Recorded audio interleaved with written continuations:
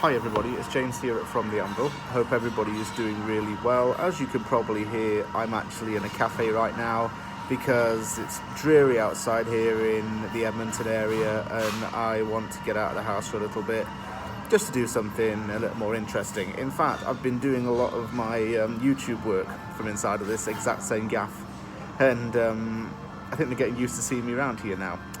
The main reason why I'm putting out this video today is because I want to talk about something that is kind of off topic in terms of West Ham, but still something that is memorable to me personally. Now, 27th of April 2019 was West Ham's 1-0 win over Tottenham Hotspur at the Tottenham Hotspur Stadium, in the game in which Mikel Antonio did that crazy goal celebration. Also, it's the day in 2014 when Steven Gerrard infamously slipped in the 2-0 loss to Chelsea. But 1 year before the latter, it was quite a memorable day for me personally. Now, for those who know me on this channel, I was born and raised in Doncaster and I had a season ticket at Doncaster Rovers for a few years.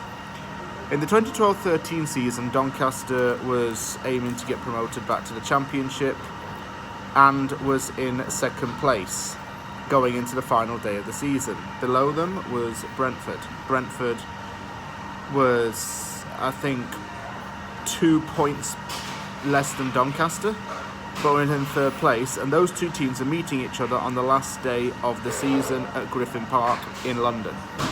Bournemouth had already secured promotion to the Championship. This was a Bournemouth team managed by Eddie Howe, and even due to the mathematics of everything, Doncaster could have even won the league title at that point. So there was a lot to play for. It was very simple for Doncaster. Draw or win, and you're up automatically. Lose, and you've got to settle for the playoffs. I remember the day vividly, and I'm going to talk to you about it in this video and explain why it was one of the best days, if not the best, footballing experience I've ever been through in my life. So my brother and I woke up really early in the morning to get to Doncaster train station. We woke up at around, I think, 5 o'clock.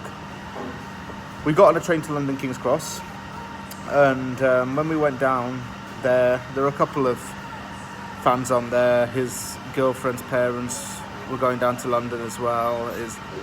A couple of my friends went down there too. They were in the same train as me, but on a different carriage. We got off at King's Cross at around, I'd say, 8:30 a.m. We noticed there were a few York City fans there because they were playing Dagenham and Redbridge on the day. I saw two in King's Cross. We had a lot of time to kill, so we thought we'd check out London for a bit. We went to Oxford Street when brother bought a pair of jeans. We went to... Where else did we go? Did we go to Westminster? I'm not too sure if we went to Westminster or not, but I do remember going to Oxford Street for sure. And what I can remember is then making the trip to Hounslow to watch the game. Look, I have to admit at this point I was nervous but excited at the same time. It was a game that had everything to play for. I nearly didn't go because of issues with tickets, but then I went in the end and I got it, and I got tickets to go. We got off at the station. I think it was Hounslow West. Any Brentford fans watching this can correct me about that, but we got off there and we made about a 30-minute walk to the stadium. Now, Griffin Park was literally what I would call a proper stadium. I've always seen it whenever I've flown in from Canada into London. I always used to see it overlooking the plane as you're descending into Heathrow. I also was known for having a pub on every corner of the ground. Very proper stadium. The away end was no exception. I remember all the Rovers fans were chanting, "Brentford's a shithole, I wanna go home." And then someone just shouted, "Yeah, Donny's a shithole, bruv." And I was like, you're not wrong. Actually, got interviewed for Doncaster's official website saying what's the score going to be. I said a draw, take a point, and hope everything goes well. The away end was like classic, terracing, but there was always an upper story for fans to sit on. I was on the front row with a couple of my friends. My brother was a bit further down with his mate, and we're just getting ready for what was going to be a penultimate game. Teams came out, were roaring in the away end, really getting behind the lads, cheering. And then when the game kicked off, my nerves really kicked in. I was worried a bit now because I'm thinking, okay, it's now actually down to the business. So I remember a few things happening. Bradley Wright-Phillips hit the post with a header. Rob Jones cleared it away. Doncaster, I think, had a chance through David Cottrell, which went wide. It was a pretty end-to-end game in the first half. And it was 0-0 at half-time. So far, so good as far as I was concerned. Weirdly enough, and this sounds weird, but I think the toilets were like really tiny. As well, they had like 2 blocks, which were like this wide. You couldn't even fit in it. But, you know, it didn't say anything. It was an older ground, but a proper ground at the same time. Remember the game then, it's kicked off for the second half. Yet again, end-to-end stuff. But it was the 90 minutes ending that changed everything. Stoppage time was there. A Rovers player handballed in the box. I think it was Jamie McComb who did it. Penalty to Brentford. The home fans started roaring loudly, and I turned to mates were like, they've got a penalty. I'm like, no, please no. I was literally begging, don't score this. Kevin O'Connor and Marcelo Trotter were arguing as to who should take it. Eventually it was Trotter who was going to take it. Marcelo Trotter against Neil Sullivan. The ground went like completely silent. You could hear a penny drop at this point. The away end, we were all like this. And some people couldn't even bear to look. And then, when the whistle went and Trotter stepped up, the ball left his foot. And we were like, we didn't want to think the worst would happen. He hit the crossbar. And that's what we wanted.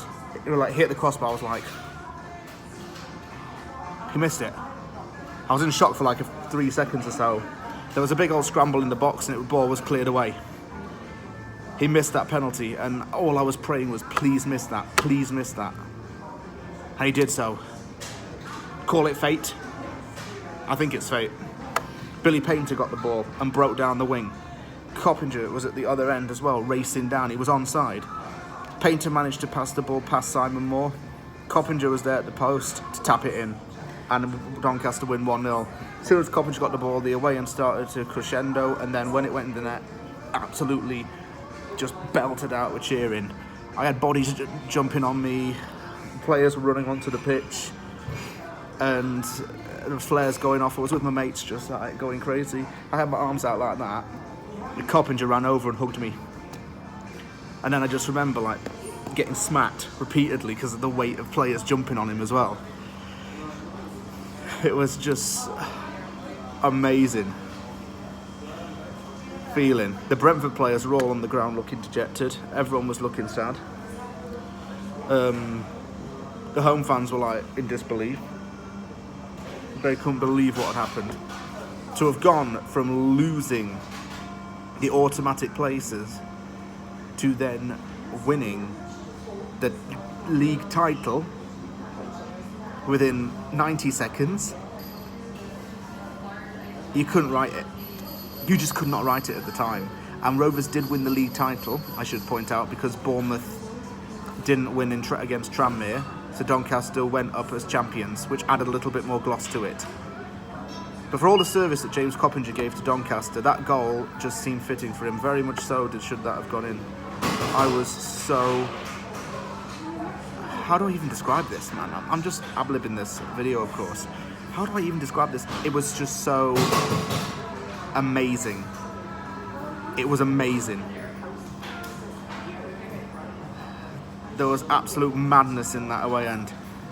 I can't really put into words how I felt because you'd have to have been there to have seen it as well, so I'll try and describe it the best I can. Everyone was just shouting, Jamie, Jamie, Jamie, Jamie Coppinger. And then when the full-time whistle went, we all just cheered. I think the fans stayed for like an hour or so to join the celebrations. Rob Jones, the club captain, crowd surfed. Dean Furman threw some of his kit into the crowd. The manager came, Brian Flynn, and he shook hands with a few of the fans. Excellent achievement. monumental and a day that will go down in club history forever. I was just, couldn't believe it. There was me and two of my closest friends that I've known since I was a kid, just hugging each other at the end and said, we did it. We did it. I don't know how we did it. I was walking away from the ground, got a little police escort from there. We saw a fan in a terrace house. We walked past the road, like, you know, terrace houses, and said to him, you're a Brentford fan? He goes, nah, QPR. I said, well, we'll see you next season, buddy. We're going up. We're going up. Saw a few Brentford fans on the train back, and they just said, look, we didn't deserve to win that game. We weren't very good on the day, weren't clinical. We got something like that came out of nothing, and it wasn't to be. We didn't convert it. It's what it is. I don't think we'll go up through the playoffs.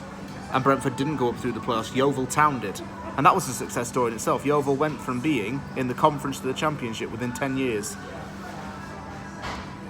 Doncaster were promoted. I'd never seen a promotion with my own two eyes like that. It was so special. It was like I could say it's amazing, but that doesn't do it justice. We got on the train back up to Doncaster. One of my foreign languages teachers from school was actually on the train, and we were all just reveling in what we'd seen. You will never see anything like this again. I know it happened a week later with Troy Deeney's winner against Leicester in the playoff semi-final for Watford, but you will never see anything like that again in your life. This is why football's so special. It's never over until it's actually over. And you don't rest on your laurels. A few Brentford fans said that they left the game early and they heard cheering coming from the away end. They knew it was not loud enough to be Brentford fans. They knew it was the away end. They knew we bottled it. Came back home about 11 o'clock at night, went straight to bed. I was in dreamland. It was hard to focus on school on Monday. I was just in dreamland. It's honestly the best game I've ever been to, and I'm a West Ham fan, and I've seen a few things at this club, but I've never really seen West Ham in the flesh bar one time when I was 12 years old. And man, just looking back at it now, I'm so proud to have been there. I'm glad I got a really special day out from that, and for the goal scorer to hug me, that's something I'll never forget. It's a story I constantly tell people. I wanted to share it with you guys as well. Thank you very much for watching this video. If you like it, hit the like button and don't forget to sub for more content. Take care everyone, and I'll see you all soon.